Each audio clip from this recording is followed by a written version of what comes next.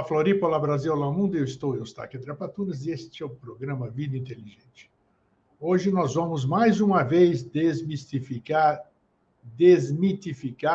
e esclarecer alguns temas, algumas palavras, né, que a gente às vezes fala, e vai servir para um monte de gente a carapuça, digamos assim, né, que a gente fala um monte de coisa que a gente nem sabe o que está falando.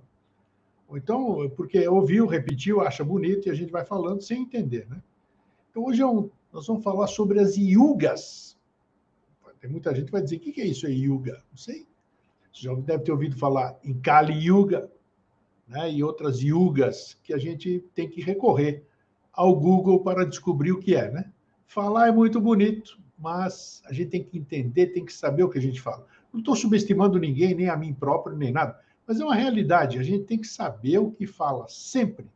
Não sabe o que fala, vai pesquisar. Então é isso que nós estamos aqui hoje, visando esclarecer sobre essa questão que é muito interessante.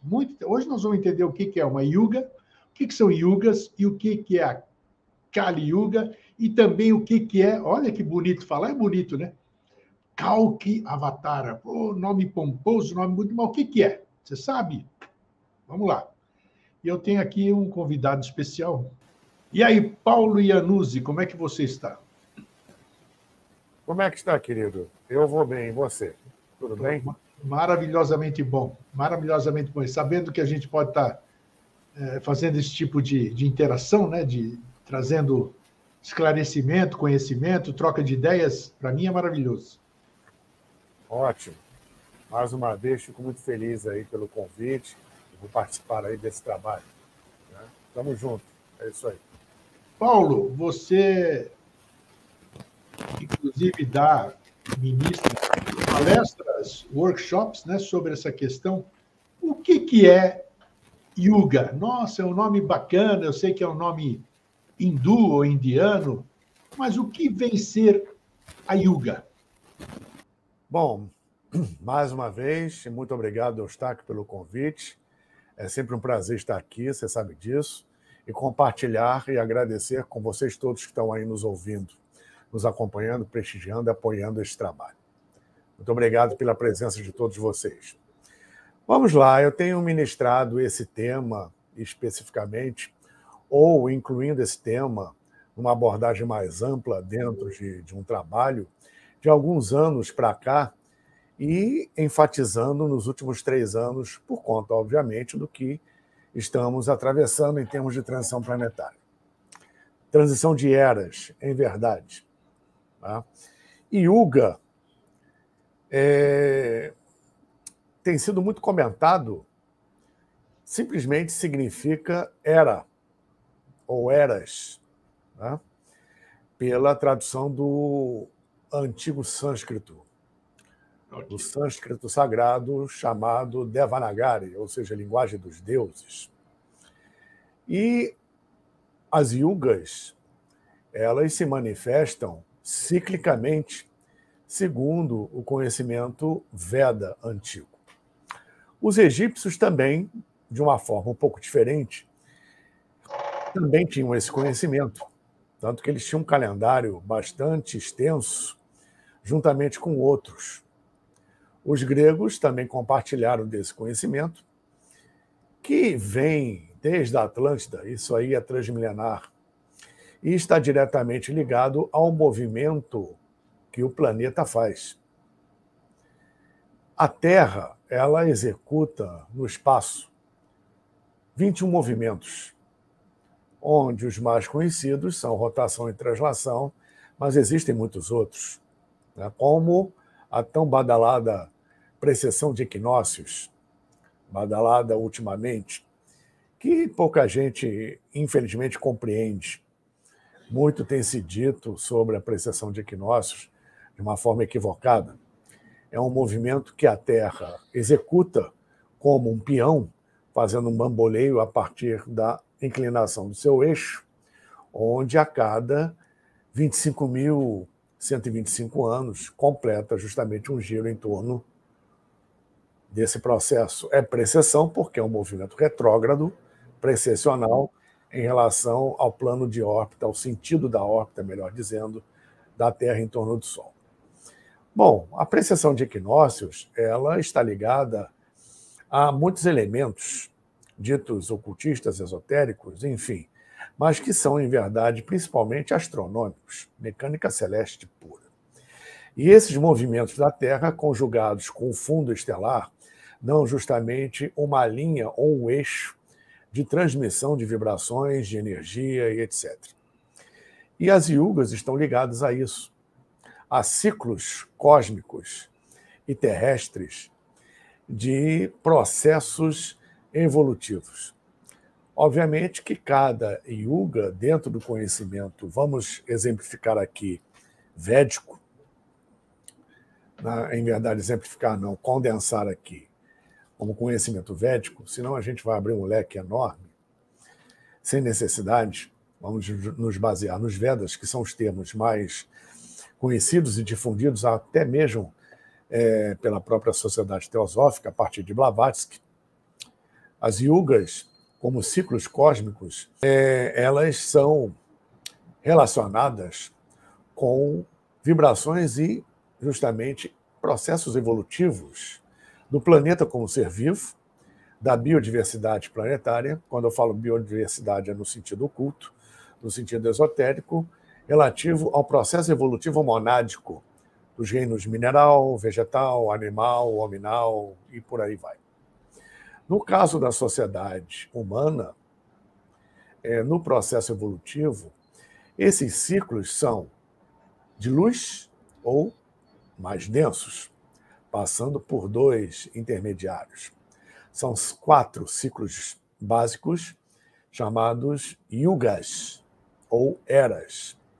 E dentro dessas yugas existe um processo de ascensão e descenso com respeito à luz emanada para o planeta, a luz absorvida pelo planeta, e o nível consciencial da sociedade humana no momento daquele yuga. Então, por exemplo, como estamos atravessando um final de Kali Yuga, que é o período mais denso, o nível consciencial da humanidade vai estar mais à mercê dessas vibrações, embora tudo comece na nossa vontade, na nossa mente, mas sem maturidade suficiente para passar pela crise da melhor forma possível. E sucumbimos a esse processo. É o que acontece hoje na humanidade. Tá? Com o consciencial futuro mais evoluído, a humanidade passará pelo próximo Kali Yuga, né, de uma forma mais consciente, de uma forma mais madura, trabalhando melhor questões ditas negativas, ou questões ditas de polaridade inversa. Tá? Uma vez que nós, em verdade, como co-criadores, como seres advindos justamente da emanação divina, da emanação de Deus, seja lá o nome que você quiser colocar, e sim o nome, o termo, ou o sentido em que você se sinta mais à vontade, porque o Criador não é para ser entendido, é para ser sentido. E nós, como emanações do divino, emanações do eterno, do Pai, né, temos condição plena no nosso processo evolutivo de lidar justamente com as adversidades, com as vicissitudes, de uma forma muito melhor e não caindo em armadilhas, em arapucas, onde a humanidade hoje cai, justamente sucumbindo ao orgulho, ao ego, a tudo que é dissociado do Dharma, da lei. Né? Então, dentro desse processo, a humanidade evolui em relação aos yugas de acordo com o seu consciencial de maturidade. Em resumo, num período remotíssimo, pela tradição védica, 7 rishis. Rishi é um termo em sânscrito que quer dizer sábio, grande sábio. Sim. Né? Então, por exemplo, o grande sábio de Arunachala, da montanha de Arunachala, né? Maharishi, que muitos já devem ter ouvido falar.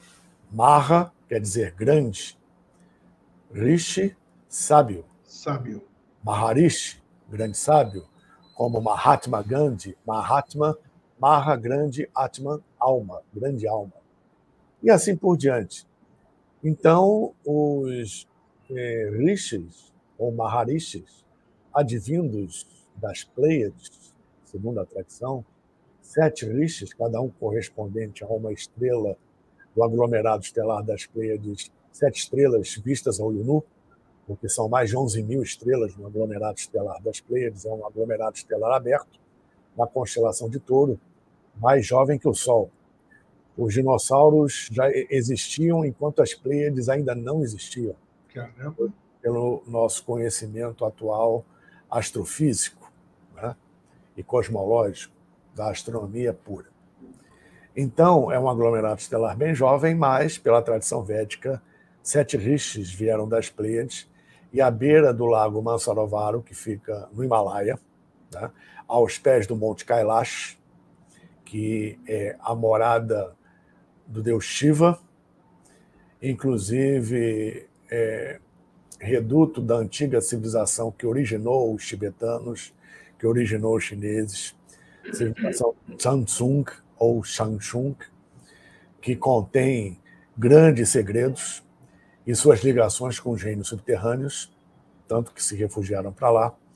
E, segundo a tradição, Shiva mora dentro da montanha, dentro do Monte Kailash, onde hoje, por exemplo, nos dias atuais, é a maior peregrinação que existe no planeta, né, de pessoas vindas de vários lugares do mundo para essa peregrinação, onde tem muita neve, muito frio, muita altitude no Himalaia, inclusive alguns morrem durante essa peregrinação. Uma peregrinação quase igual só existe no Oriente Médio, no Islã, em relação à cidade e ao túmulo do Imã Hussein, irmão do Imã Mahdi. Imã esse que é aguardado pelo mundo muçulmano para o advento do 3º milênio. Isso aí a gente vai entrar daqui a pouco, porque é muito interessante. Enfim, nessa sabedoria vinda pelos 7 rishis, advindos das Pleiades, e que foram transmitidas aos sacerdotes à beira do lago Mansarovaru, vieram os Vedas, os livros dos Vedas, os 4 livros sagrados dos Vedas, principalmente o 4º livro, que é o Rig Veda. Rig, em sânscrito, quer dizer 4. E no Rig Veda vieram também os poemas, os épicos, os Upanishads. Na tradição, seja ela qual for, de civilizações antigas, e até mesmo hoje em dia, grandes conhecimentos, grandes ensinamentos vêm por intermédio de poemas, por intermédio de estrofes e por intermédio de música. E assim foram transmitidos aos sábios sacerdotes da época e organizaram tudo em 4 livros. No Rig Veda, 4º livro, você tem os Upanishads, são os poemas épicos, e tem a relação da descrição das yugas, das eras.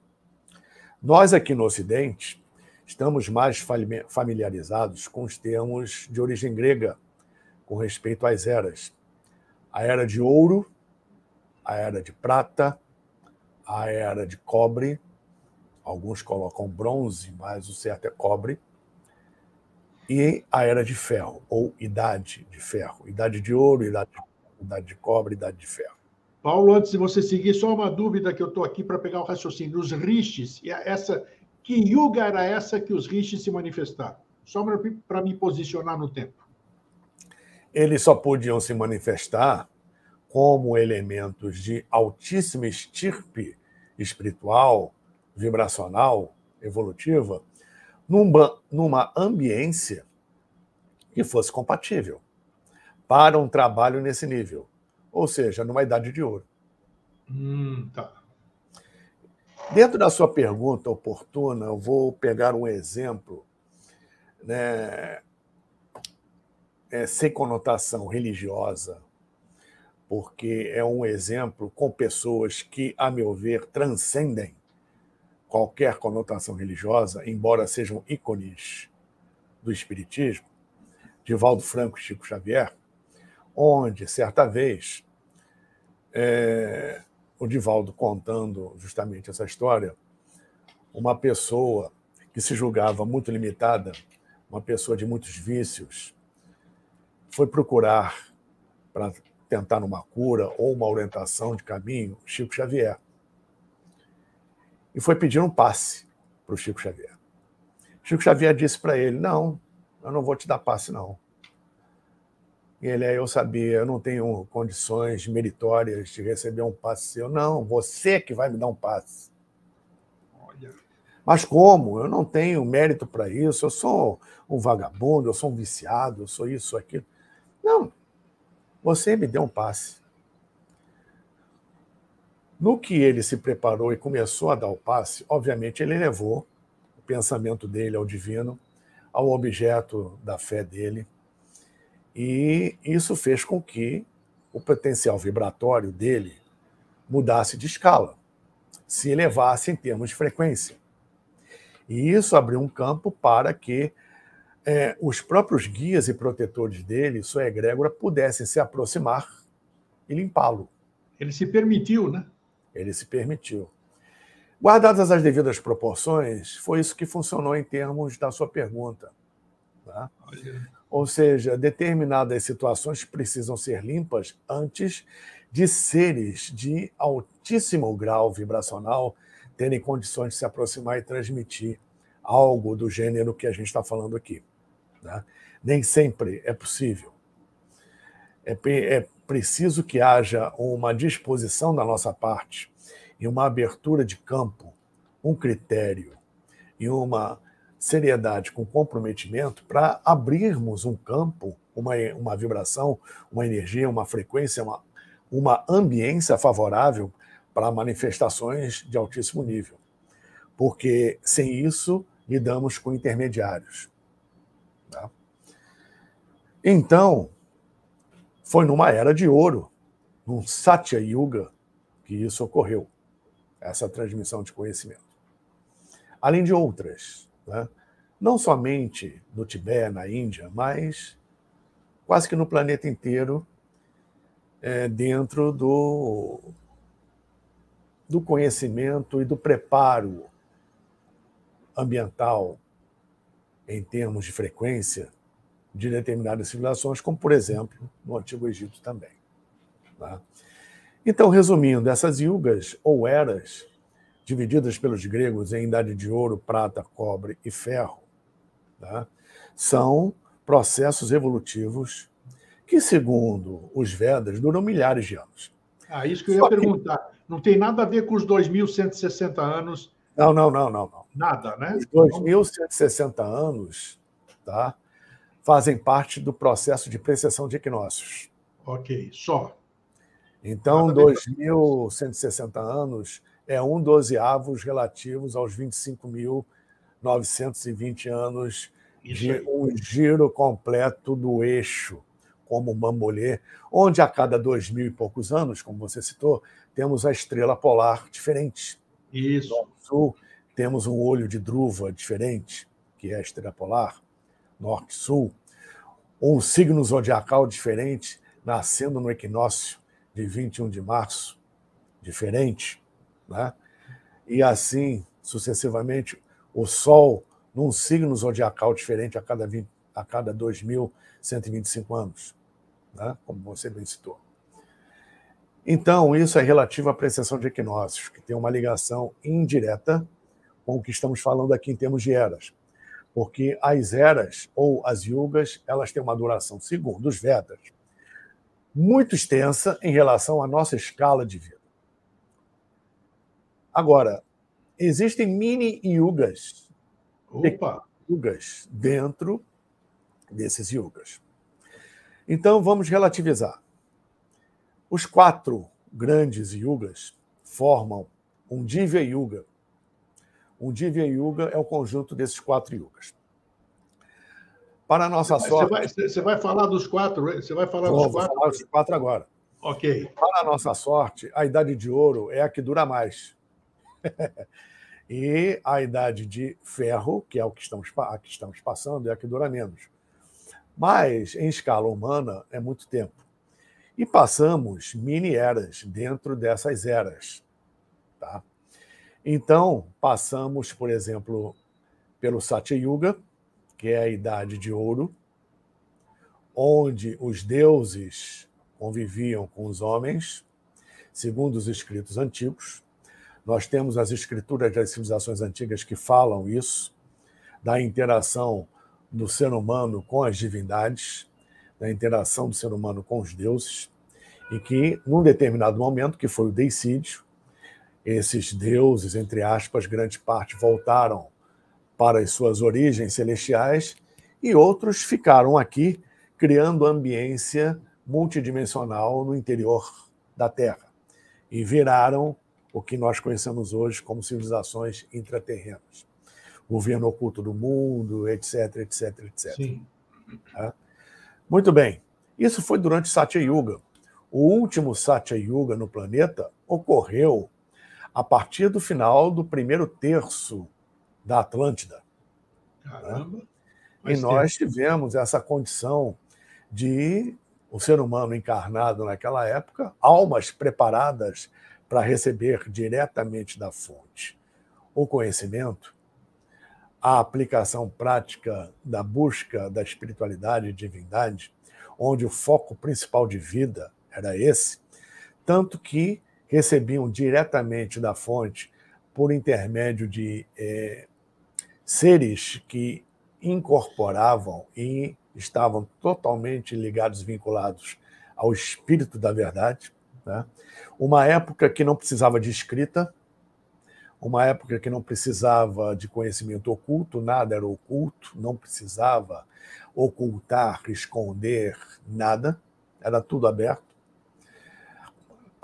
Os seres encarnados naquela época, em sua grande maioria, tinham essa consciência cósmica, né? E interagiam naturalmente com esses outros seres. Tá? Uma época que não existia necessidade de manifestações avatáricas. Era tudo muito aberto. Até que o final de ciclo entrou e, junto a isso, houve o chamado deicídio atlântico, ou seja, o assassinato do divino, quando o mergulho do materialismo foi mais intenso, devido até à mudança de eras. Não que a mudança de era seja responsável por isso.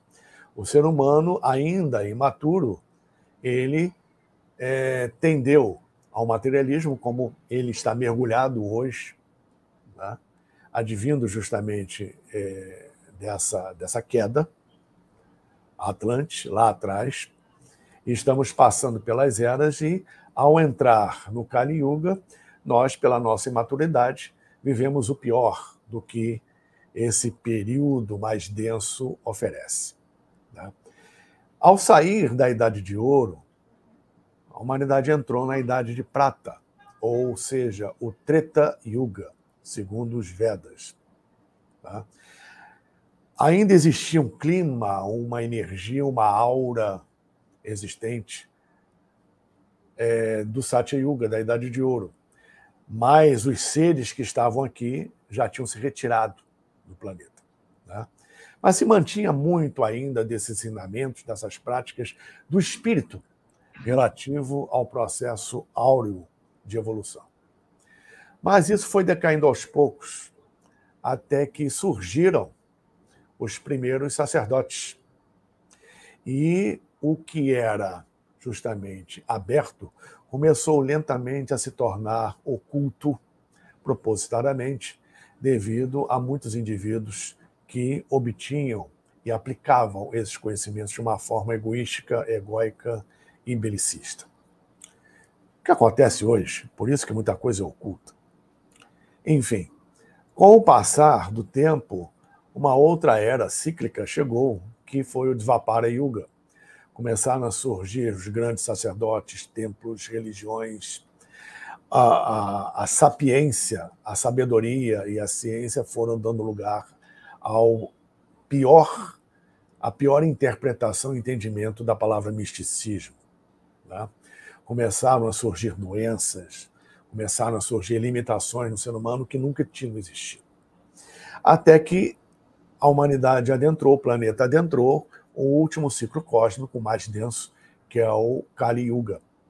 Assim chamado devido à deusa Kali, que no panteão hindu tem duas manifestações: Kali Durga e Kali Ma.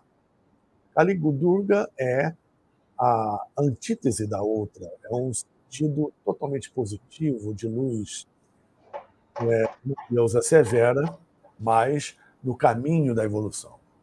O fato de ser deusa tem alguma coisa a ver com o aspecto feminino? Não, é um arquétipo, é um arquétipo. É um arquétipo, tá. É um arquétipo. E Kali Ma é a divindade relativa à iniquidade, à punição, à energia densa, à morte e etc. Né? E a todos os vícios humanos. E batizaram, justamente, foi batizada a último Yuga, a Yuga mais densa, energeticamente uma frequência mais baixa, esse período de Kali Yuga, por conta da divindade hindu Kali. A Idade de Ferro. Então, para dar uma ilustrada melhor, eu peguei um slide de um PowerPoint que eu tenho, que eu apresento volta e meia. Embora isso seja atípico da minha parte, nem em apresentações que eu faço de PowerPoint eu coloco texto, mas acho que aqui vale a pena dar uma lidinha nos trechos descritivos de cada yuga, se você e vocês me permitem. Claro. Então, vamos lá. Isso está relacionado, por exemplo, à época atual, do que é chamado de Kalki Avatara. Isso. Que é o que os hindus aguardam. Né? A Índia, a cultura hindu, brahmane, janaísta e até mesmo budista, em parte, aguarda a vinda do Kalki Avatara, que é o chamado cavaleiro do cavalo branco. Aquele que vem montado no cavalo branco com sua espada flamejante, que derrubará e ceifará todo o mal, toda a iniquidade, tudo que há de negativo, preparando justamente o caminho para o advento do Buda Maitreya. Isso tem algum significado oculto, a espada e o cavalo, ou é uma mera ilustração? Tem, claro que tem. O cavalo representa o domínio sobre os 4 elementos. Aí, ó. A espada é o elemento simbólico, ritualístico, que liga a terra ao céu. Ou seja, um instrumento de justiça divina. Perfeito. Apresentado para o nosso entendimento, nosso parco entendimento humano iniciático, como uma espada. Né? Nós sabemos que, ritualisticamente, a espada sempre esteve presente, sempre, como instrumento da honra, da justiça e do dever. Né? Então, simbolicamente, ela tem, né, inclusive como instrumento iniciático, um simbolismo muito grande, muito forte, muito profundo. E o Kalki Avatara, o homem do cavalo branco, ele vem, segundo os hindus, no período que antecederá brevemente, é o que eles acreditam, há milhares de anos, antecederá brevemente a vinda do Buda Maitreya. Então, o Buda Maitreya, junto com o Kalki Avatara, é aguardado em todo o Oriente, principalmente... Dois seres distintos. Dois seres distintos. E o Buda Maitreya, ou o advento do Senhor Maitreya. Isso principalmente na Índia e especialmente no Tibete, com respeito ao termo Maitreya, que é visto na Índia também. Muito bem. É o chamado Buda síntese. Sim. Para a próxima raça raiz aqui planetária.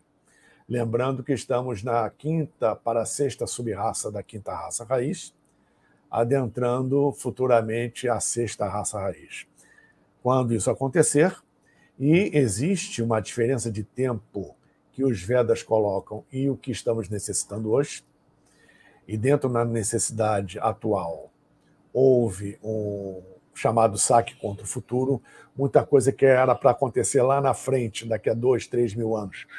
Está acontecendo agora, vai acontecer agora, nos próximos 100 anos, né? Ou seja, um adiantamento grande, até com respeito à manifestação de Maitreya. Segundo algumas escolas, isso ainda vai acontecer. Segundo outras escolas, o Buda já está aí, numa espécie de hibernação para sua manifestação definitiva no plano físico. Segundo outros entendimentos, é uma manifestação consciencial coletiva, a questão de Maitreya, enfim. Em verdade, a gente não sabe como vai ser, né? Cada um arvora um conhecimento, uma verdade, que, em suma, para o homem comum, não tem como realmente avaliar o que está por trás, né? Isso é somente para grandes iniciados. E, mesmo assim, determinar datas, momentos, é bastante complicado, a meu ver. A essência disso já está funcionando. Isso é verdade. E o interessante é que todas as culturas falam sobre isso. Da mesma forma que o Buda Maitreya é aguardado no Ocidente, no Oriente, em algumas sociedades no Oriente, advindas do Oriente, em essência, nós temos, por exemplo, como foi citado aqui, o Islã. O Islã aguarda o retorno do imã Mahdi, genro de Maomé, de Mohammed. Os cristãos aguardam a segunda vinda do Cristo, a segunda vinda de Jesus. Os judeus aguardam a vinda do Messias, o Meshiach. Isso. Os templários e o reino de Portugal, né, do Portugal, aguarda o advento do Quinto Império. Essa eu não sabia, não desconhecia isso. Silva, até Fernando Pessoa, mencionaram sobre Joaquim de Fiores, mencionaram sobre isso em estudos e tratados sobre o Quinto Império. E os templários, em Portugal, principalmente, levaram isso adiante, trazendo isso aqui para o Brasil. E sabemos que o Brasil é o berço da próxima raça, é a nova luz do mundo. Tudo que acontece no Brasil acontece porque existe a necessidade de uma purificação. E o caldeamento racial que existe no Brasil é o maior do mundo, tem de tudo aqui. Isso é um preparo para a próxima raça, né? Mas são detalhes que ficam à parte, até podem ser abordados futuramente. A questão é que, eu vou ler o trecho aqui. A vinda do Kalki Avatar é a encarnação final do deus hindu Vishnu, Krishna. Que Krishna foi uma encarnação de Vishnu. É o que a religião hindu e a Brahmani pregam, professam. Assim como o Dalai Lama, no Tibete, é considerado a reencarnação do Buda, Siddhartha. Assim como os faraós egípcios eram considerados a reencarnação de Osíris. Ou seja, esses seres têm, a exemplo do 31º Buda da Mongólia, uma característica, inclusive genética, vamos dizer assim, de linhagem divina.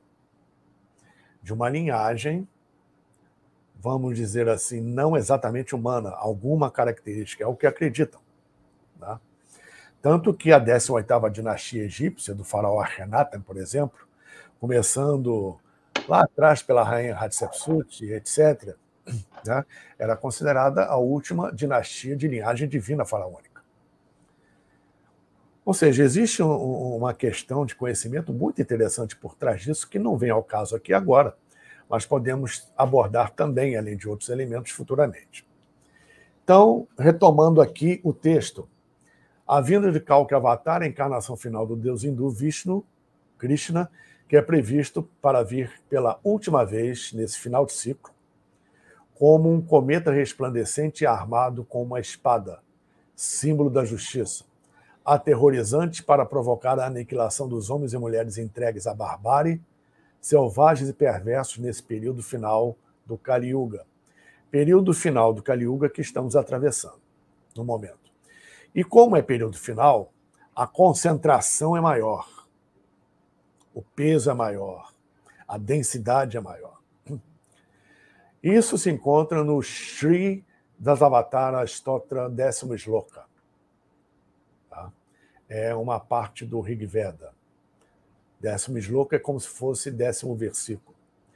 De acordo com a crença védica, o tempo universal é composto de quatro grandes períodos, ou eras, chamadas yugas. Satya Yuga é a Idade do Ouro, com 1.728.000 anos de duração, segundo a tradição, mas isso é questionável, esse período de tempo, tá? O ser humano viveria em torno de 100.000 anos e com estatura de cerca de 10,5 metros, com a sabedoria que domina a criação. Os homens ali estavam convivendo com seres de estirpe espiritual magnífica e o contato era direto, tá? Como já mencionamos aqui. O Treta Yuga. Treta Yuga tem 1.296.000 anos de duração. Os seres humanos ficam ligeiramente menores em comparação com seus predecessores da era do Satya Yuga. A agricultura, trabalho e mineração tornam-se existentes. A duração média da vida dos seres humanos é de cerca de 1.000 a 10.000 anos, e a altura atinge até 7 metros. Caramba. Eu vou abrir um parênteses aqui muito interessante. Eu não tenho imagem aqui agora, mas existem aquelas que você já deve ter visto, tabuinhas de argila com escrita cuneiforme dos reis sumérios. Isso. Tá. Existe uma com uma linha divisória no meio. Essa linha divisória é o dilúvio. Os nomes dos governantes do lado direito são pós-diluvianos. E os nomes do lado esquerdo são governantes sumérios, reis sumérios antediluvianos. O interessante é que a ciência ela não confirma, mas também não desmente o que está nas tabuinhas. E o que está nas tabuinhas? Que os reis pós-diluvianos, a sua média de tempo de governo e de vida era semelhante ao que nós temos hoje.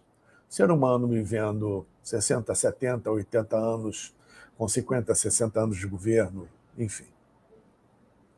Com raras exceções, chegavam a 80, 90 anos. A lista do lado esquerdo dos reis sumérios antediluvianos, o que governou mais tempo, governou 43.000 anos. Caramba! Se esse cara governou 43.000 anos, ele viveu quantos? Então, essa história que a gente vê, inclusive na Bíblia, Noé começou a construção da arca, tinha 600 anos de idade. Matusalém morreu com 1.000 ou quase 1.000 e assim por diante. Isso é real, não é história codificada, embora todo e qualquer livro sagrado não pode ser interpretado ao pé da letra. Ele tem uma série de narrativas, metáforas, parábolas, totalmente codificadas, inclusive numerologicamente, como no caso da Torá, ou do Velho Testamento Bíblico, a Gemátria, né? Então, dito isso, com relação à transição das eras, essa longevidade não é tão absurda como as últimas descobertas arqueológicas têm mostrado, embora bastante polêmicas e ainda não totalmente aceitas pela ciência oficial, ortodoxa, né? Mas, continuando. Treta Yuga, nós já falamos, e depois passamos para o Dvapara Yuga, com duração menor, de 864.000 anos. Dvapara significa 2 pares, ou depois de 2. É quando surgem os 2 gêneros, quando Eva é retirada de Adão. Nesta era, as pessoas ficam contaminadas com qualidades tamásicas, ou seja, telúricas, e não são tão fortes quanto seus antepassados. As doenças tornam-se desenfreadas. Os seres humanos estão descontentes e lutam uns contra os outros, e surgem as guerras. Os Vedas são divididos em 4 partes. As pessoas ainda possuem características da juventude na velhice. A vida média dos seres humanos decresce novamente e fica em torno de apenas poucos séculos, com a sua estatura agora menor, em torno de 3,5 metros. E adentramos a Kali Yuga, Idade do Ferro. Notem bem, esses textos, e que eu estou lendo para vocês aqui, Isso consta do Rig Veda, que é um livro de mais de 8.000 anos, segundo a tradição. O que eu vou ler aqui parece que você está lendo o jornal de hoje de manhã. É um texto escrito há 8.000 anos, se não mais. Kali Yuga. Sua duração é de 432.000 anos. É a era final de todo o grande ciclo. É a era das trevas e da ignorância, da luxúria e da permissividade. As pessoas se tornam corruptas e pecadoras e carecem de virtudes.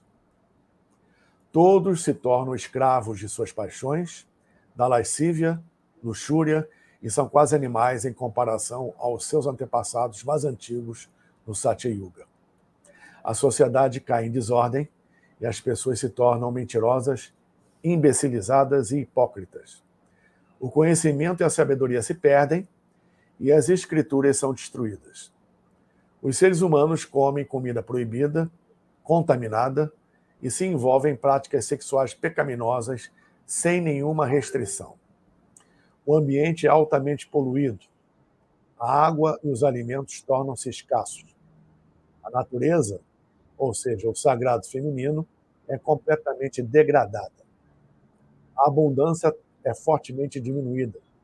As famílias tornam-se inexistentes. O período de vida média das pessoas é de apenas 80 anos, em raras exceções, em meio a uma série de doenças, e a estatura média de apenas 1,75 até o final da Yuga.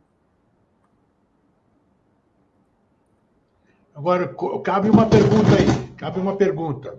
Até duas. Nós estamos nisso, né?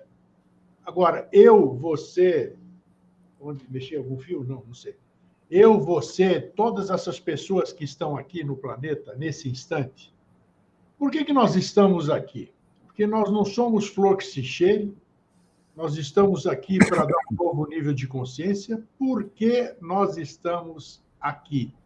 É uma pergunta de difícil resposta, mas por quê? É complicado. Existe uma mistureba danada. Todos esses exequentes de tudo isso que você falou, que está vaticinado nessa leitura que você fez, e as outras pessoas que trabalham para mudar esse tipo de coisa. Então, quem somos nós nesse momento? Olha, alguém tem que estar aqui para manter uma frequência um pouco mais alta, senão vai para o espaço, literalmente. Tá? Estamos todos dentro de um processo evolutivo, somos todos, de uma forma ou outra, responsáveis pelo que acontece no planeta, porque há milhares de anos a humanidade vem emanando ódio, ciúme, inveja, raiva, posse, egoísmo, etc. Vem emanando coisas boas? Claro que sim, também. Mas, de acordo com a vibração do Kali Yuga, e principalmente a vibração que o planeta ainda tem, admite, obviamente, seres ainda primitivos no seu processo evolutivo parem para, como numa escola, aprenderem, terem oportunidade de vivenciarem a lei, né? E equilibrarem a vibração, a energia que desequilibraram. Isso, em verdade, é que é karma. Karma é a alteração da tendência natural que o universo tem de se manter em equilíbrio. Você tira esse equilíbrio, de uma forma ou outra, vai ser compensado. E nós, como humanidade, há milhares de anos para cá, temos desequilibrado esse processo a nível individual e a nível coletivo, principalmente emanando para a atmosfera astral do planeta formas de pensamento densas, que se acumulam. E agora a conta chegou. Nós não somos vítimas nem pobres coitados. Nós somos responsáveis por tudo aquilo e corresponsáveis por tudo aquilo que nos acontece em todo e qualquer momento, seja agora, seja no momento pretérito produzido isso. A conta chegou. Né? E existem aqueles que estão acordando, existem raríssimos que já despertaram, porque tem uma diferença enorme, e tem muitos ainda que estão adormecidos, né? Cada um no seu estágio consciencial, cada um nas suas escolhas. E uns, dentro dessas escolhas, se adiantam, muito ou pouco, em relação àqueles que estão até mesmo retroagindo ou se mantêm estagnados. A mudança vibracional do planeta fará esse filtro no sentido de quem permanecerá e poderá reencarnar aqui futuramente. Então, é um processo evolutivo natural onde o joio e o trigo ainda estão crescendo juntos.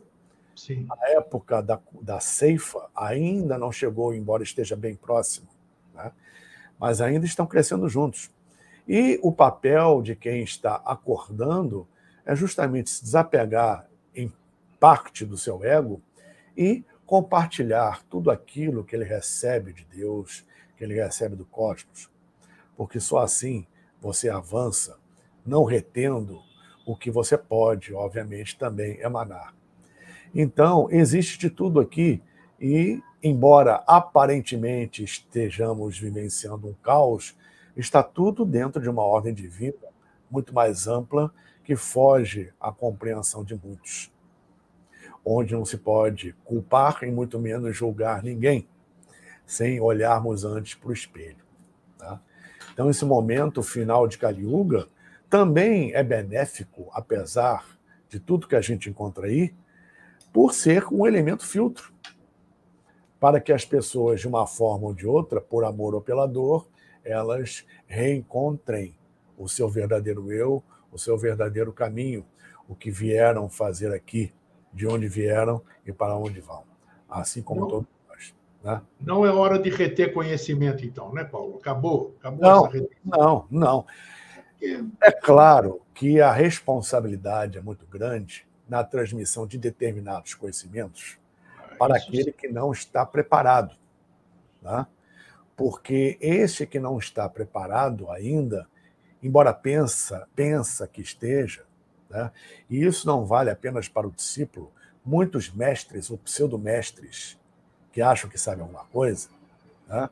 Porque informação é diferente de conhecimento. Sem o dúvida. Conhecimento ele precisa ser vivenciado. Conhecimento, quando ele é bem vivenciado, ele é assimilado, passa a fazer parte de você, da sua natureza, do seu sangue, e você passa a agir naturalmente na sua vida de acordo com aquilo, e não apenas uma informação que você transmite. Se você não estiver preparado para dar esse exemplo e outros exemplos, você simplesmente está fazendo que nem computador, que é burro, e só tem informação a transmitir de acordo com a programação. E quem recebe esse conhecimento, seja até o pseudomestre ou o discípulo, ele vai interpretar a seu modo, coisas que não são cabíveis de interpretação. É por isso que hoje em dia, por causa também do Kali Yuga, muita gente, né, que escolhe determinados processos simplesmente chama abacaxi de abacate. É simplesmente o que está acontecendo por aí. Verdade. Tá? De repente mudam determinadas coisas que não podem ser mudadas a seu bel prazer. E quem recebe isso dando a sua interpretação não estática, no momento de desequilíbrio emocional, que é praticamente hoje constante no planeta, né, vai dar uma interpretação que não é cabível a uma coisa que ele, no fundo, não entendeu e, pior, passa isso adiante. Ocultismo, em grande parte, quais são os comprometimentos desses conhecimentos? Que alguns não podem ser passados pelo que eu exemplifiquei, além de outras coisas. Sim. É simplesmente você passar adiante da maneira como você recebeu, sem alterar uma vírgula. Esse é o juramento, esse é o comprometimento, esse é o compromisso que cada um tem em relação a essas práticas, a esse conhecimento de religação com o seu eu interior, com a sua divindade. Né? Então, você passar algo que é diferente disso, você alterar uma vírgula, um contexto, dar uma interpretação própria, como se vem fazendo aí, isso simplesmente não existe. Mas está se fazendo muito isso, mudando a essência das coisas. Aí você vê, por exemplo, pessoas que são qualificadas. Fulano é reencarnação daquele mestre ali. Isso aí é fácil ver. É só ver o que aquele mestre dizia, quais os ensinamentos legados que aquele mestre deixou. Se esse que se diz a encarnação daquele, ele, no mínimo, tem que manter a vibe, tem que manter a postura, tem que manter o tipo de ensinamento. certeza. Quando é algo incerto, que é muito diferente de uma tradição transmilenar, e se é transmilenar, é um conhecimento sério, cósmico, atemporal, que naturalmente se sustenta, aí você desconfia. Não tenha dúvida. Aí você desconfia. Por que conhecimentos, eu vou te citar um exemplo aqui, da Blavatsky. Por que a palavra do Cristo, por que a palavra do Buda se mantém até hoje?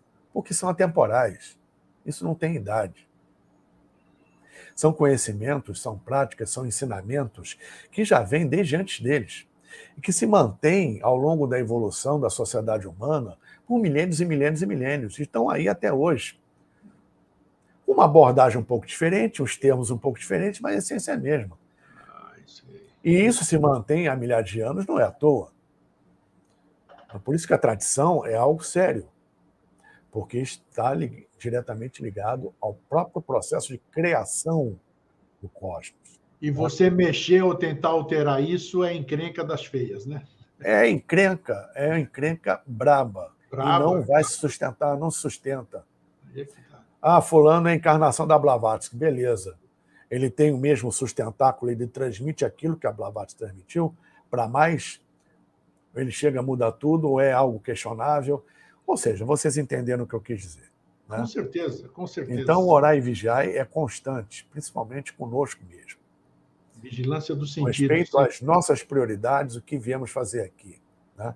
Parece até ser repetitivo, mas por osmose de repente entra. Né? Não que queiramos aqui passar sermão, dar lição de moral ou ensinar alguma coisa. De forma alguma. Forma alguma. Nós estamos passando aqui o que nós aprendemos e, principalmente, da minha parte, tenho certeza que o grego também, vivenciamos e aplicamos em nossas vidas. Tá? Pelo menos tentamos. Exatamente. A gente procura fazer o melhor. Tá? Então, dentro desse processo, a questão evolutiva do planeta, no momento atual, em final de Kali Yuga, permite um leque, uma amplitude de consciências diferenciadas em termos evolutivos imensa, onde todos estão tendo a devida oportunidade para transcender esse processo. É importante frisar, todos. É só verificar o gráfico de densidade demográfica atual em relação ao início do século XIX. Nossa! Um boom enorme. Ou seja, muita gente está tendo a oportunidade de encarnar aqui, não é à toa. A qualidade de vida que aumentou? Sim. A medicina que evoluiu? Sim. A engenharia, a higiene, sanitarismo, ofertas que melhoram a qualidade de vida? Sim. Mas isso é um mínimo material perto de um gigantesco maná espiritual, uma oportunidade está sendo dada àqueles que precisam transcender o seu processo evolutivo. Infelizmente, muitos não o farão, por uma questão puramente egóica e de escolha própria no seu comodismo, na sua zona de conforto. Paulo, para a gente encerrar, tem aí a Kali Yuga, o Kalki Avatara que virá. Depois disso, nós entramos numa nova era de ouro ou não? Como é que é o ciclo disso aí? Isso é discutível. O mais lógico do processo é a partir do Kali Yuga passarmos para um Dvapara Yuga, um Treta Yuga. Para o quê? Repete essa palavra.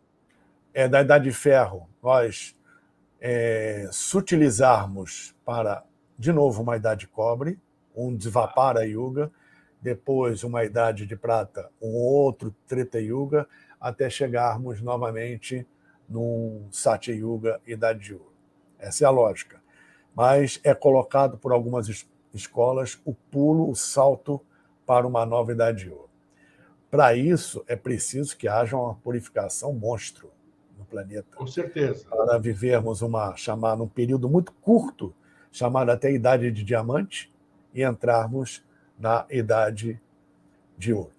Nós passamos por uma transição, em verdade, que é a final de Kali Yuga, porque nós não estamos, em verdade, nem numa era nem outra. estamos num processo de transição, e todo processo de transição é difícil, é complicado, né?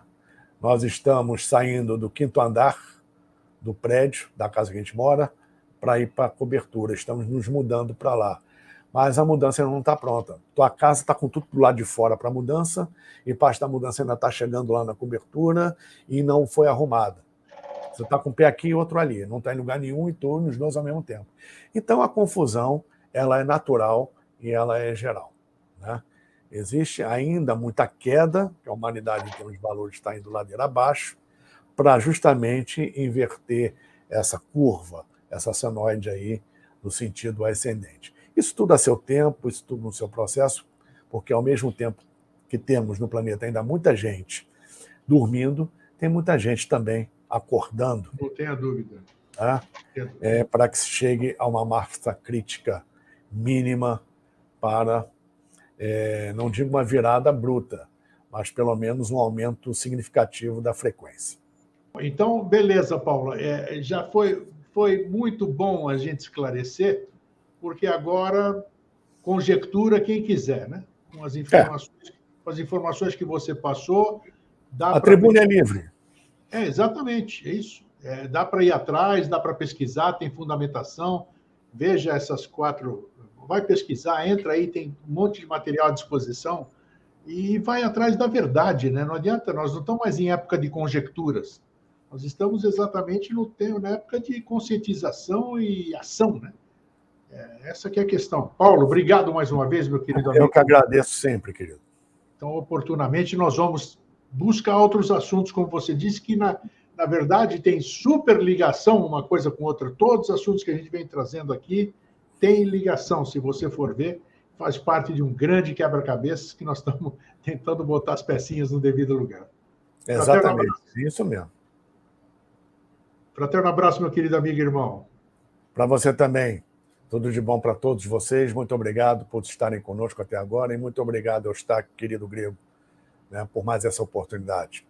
Falou, abração. Tudo de bom para você. Muito legal, né? Mas que nós estamos vivendo a Kali Yuga, isso é notório, né? Pelo menos a gente sabe o que está vivendo agora. Existe muita conjectura, né? De nova era, isso e aquilo.